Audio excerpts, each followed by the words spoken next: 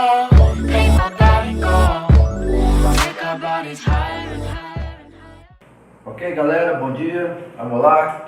Aula para o 9º ano. Capítulo 9. Industrialização e mudanças no trabalho. Lembrando que essa aula é o capítulo 9, da página 54 a 58, já incluindo o exercício que tem aí para vocês fazerem. Tranquilo? Bem, por que mudança no trabalho? Porque a partir do momento que a industrialização se estabelece, se oficializa no mundo, né, no mundo a partir do século XVI, nós vamos ter aquilo que ficou conhecido como DIT, né, a Divisão Internacional do Trabalho. Lembrando a vocês que essa fase da indústria que eu estou me referindo aqui não é aquela do século XIX, né, o boom da indústria no continente europeu, especialmente na Inglaterra, né? Mas é aquela fase da indústria ainda vem dos chamados produtos manufaturados, né? Que vai começar aqui entre os séculos XVI e XIX, dentro daquilo que ficou conhecido como DIT, a Divisão Internacional do Trabalho, tá? Isso aqui significa Divisão Internacional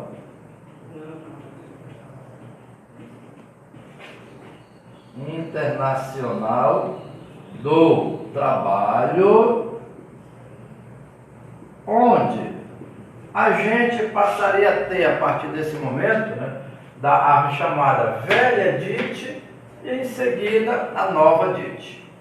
Velha DIT, basicamente século XVI ao XIX, onde o mundo da época seria dividido em dois grandes grupos. Nós teríamos o grupo das chamadas metrópoles e o grupo das chamadas colônias, né? Nas metrópoles vai ser basicamente a Europa, né? Especialmente a Europa ocidental, tá bom? E dentro desse conjunto de metrópoles europeias, nós vamos ter as duas principais, que vão ser Lisboa, metrópole portuguesa, e Madrid, metrópole espanhola, né? Outros países, outras metrópoles entraram no período. A Holanda entrou, a França entrou também, a Inglaterra entrou também, mas a princípio são essas duas grandes metrópoles, a metrópole portuguesa e a metrópole espanhola. E o restante do mundo, vamos dizer assim, passaram a ser chamada de colônias, né? Lembrando que nesse processo metropolitano versus o colonial, as colônias foram divididas em dois grupos, né? O grupo das colônias de exploração e um grupo menor, porém mais estruturado, que passaria a ser chamado de colônia de povoamento, como aconteceu com a chamada América Saxônica, né? Formada por Estados Unidos e Canadá, que foram colônias de povoamento. Todo o restante da América vai entrar naquele processo de colônia de exploração.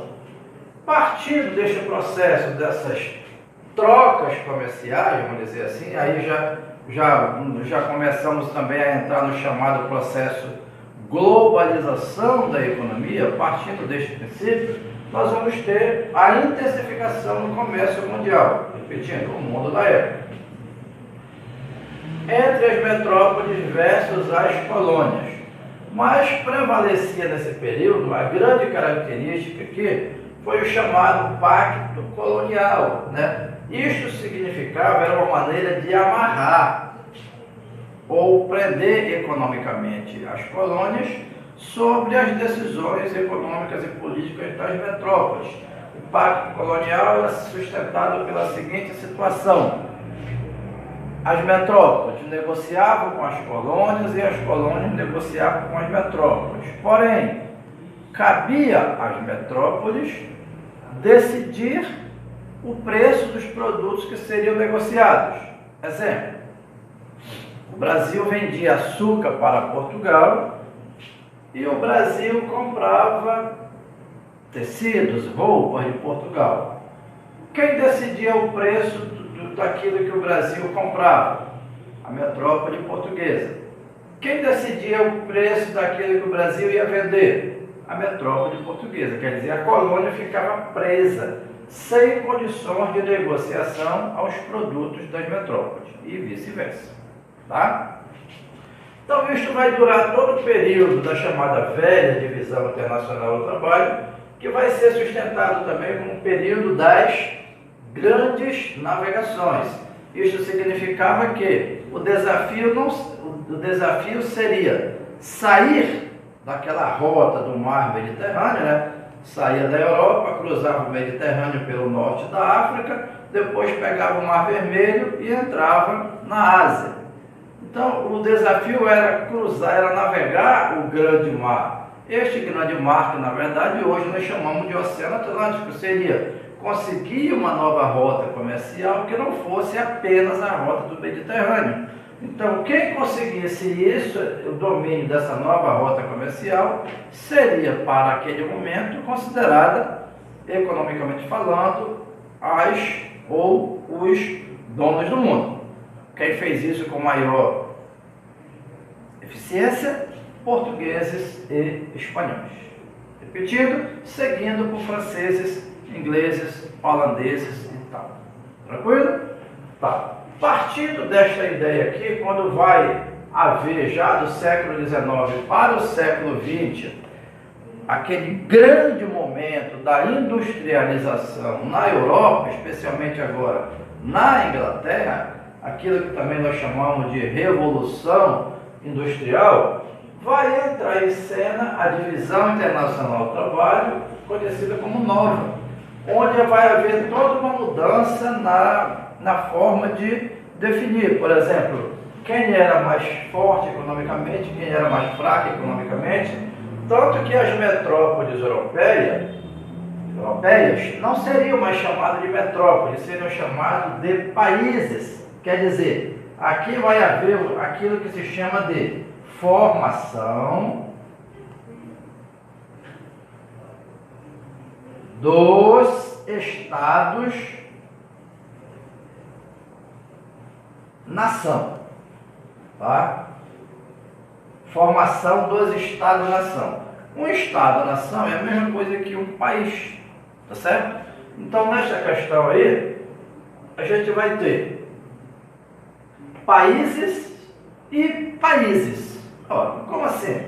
Países e países? Porque no passado era metrópoles e colônias. E aqui a gente vai ter países e países. Só que nós vamos ter países desenvolvidos e países subdesenvolvidos, né? Para o Brasil, por exemplo, nossa, melhorou muito.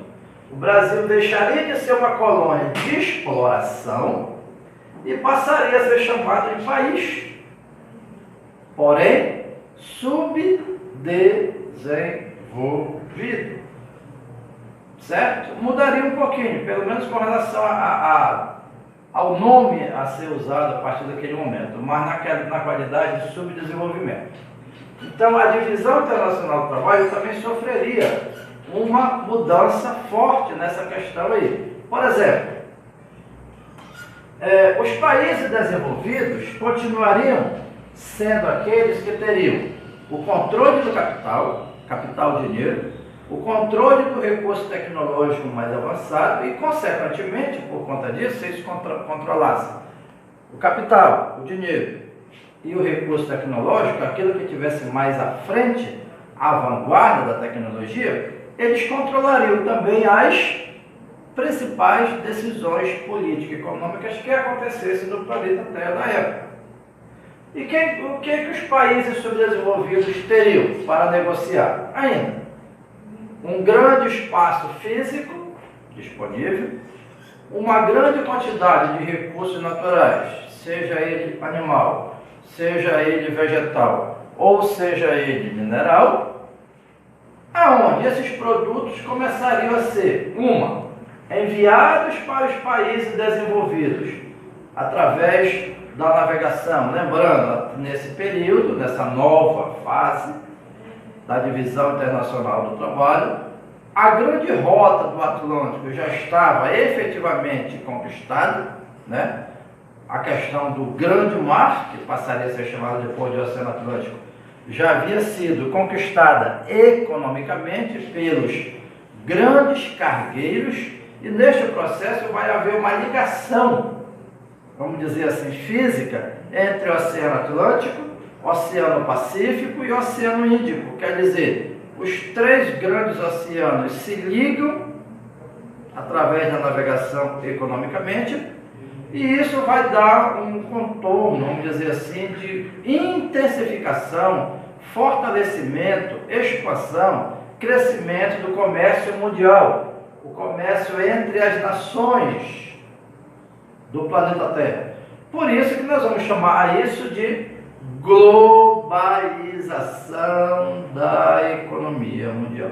Quer dizer, passaria a existir a partir deste princípio a chamada não mais a dependência econômica entre um e outro país, mas sim a interdependência econômica. Veja bem, interdependência econômica significaria todos dependem de todos, né? Por exemplo, a gente está usando aqui um material agora, só neste exemplo aí, que basicamente grande parte do material que a gente está usando aqui agora é chinês. Mas essa mesma China, que hoje nos abastece com uma grande quantidade de produtos industriais, essa mesma China, esse mesmo país, depende fundamentalmente da soja que nós produzimos, da carne bovina, da carne suína que nós produzimos e vendemos para eles. Então isto é interdepender.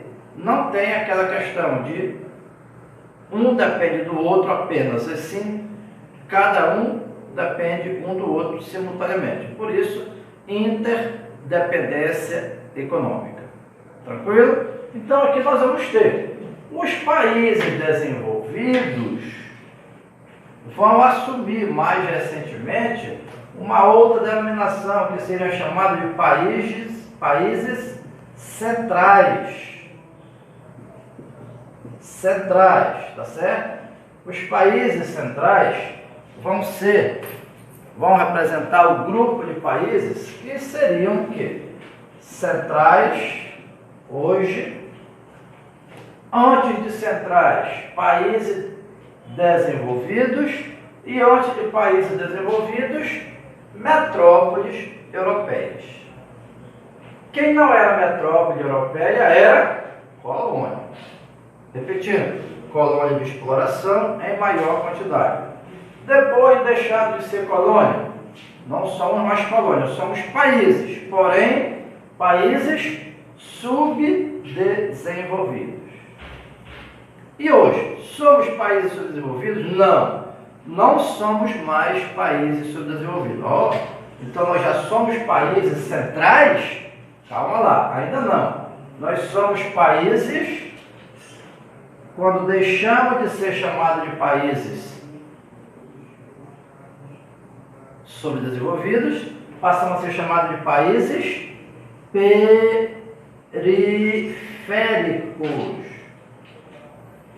periféricos. Tá certo? Então, o Brasil foi uma colônia de exploração, deixou de ser colônia de exploração, passou a ser chamado país subdesenvolvido, e agora não é mais o Brasil um país subdesenvolvido, é um país periférico. Quer dizer, não faz ainda parte do grupo de países centrais. Mas será que nós só merecemos hoje ser chamados apenas disso? Países periféricos? Calminha. Hoje nós somos países periféricos emergentes, né? Hoje nós representamos o grupo dos países emergentes. O que significa isso? Significa que o Brasil não é mais uma colônia, já é um país, deixou de ser colônia de exploração, passou a qualidade de país subdesenvolvido. Hoje não é mais um país subdesenvolvido. Porque já é desenvolvido? Não. Porque nessa denominação centrais e periféricos, tem o grupo dos periféricos primários e tem o grupo dos periféricos emergentes, quer dizer, o país que não é exatamente, se é que eu posso dizer isso, tão pobre assim.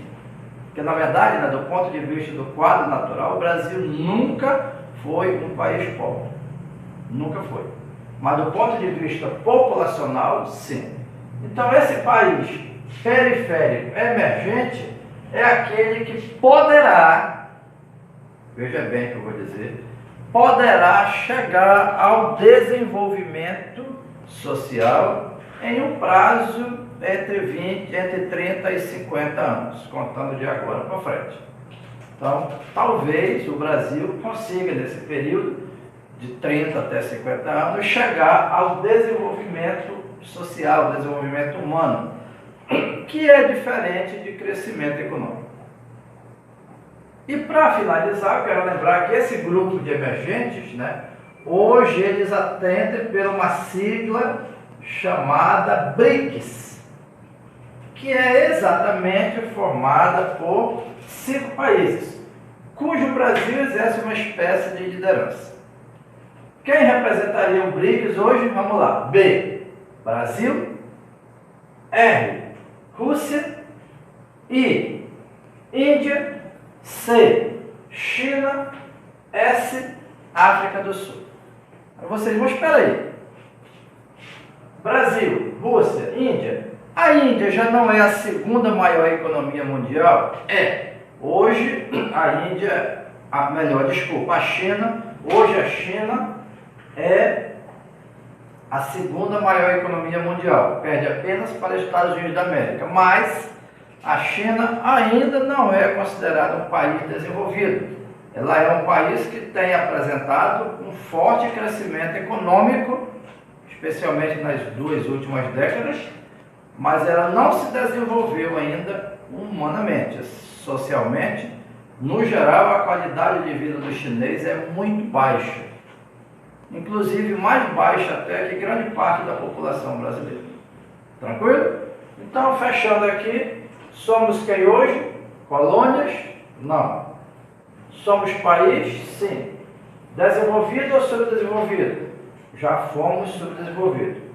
Somos desenvolvidos hoje? Ainda não. Mas somos, vamos dizer assim, subdesenvolvidos emergentes, ou seja, estamos crescendo e poderemos chegar ao desenvolvimento num período de 20 a 50 anos, 30 a 50 anos.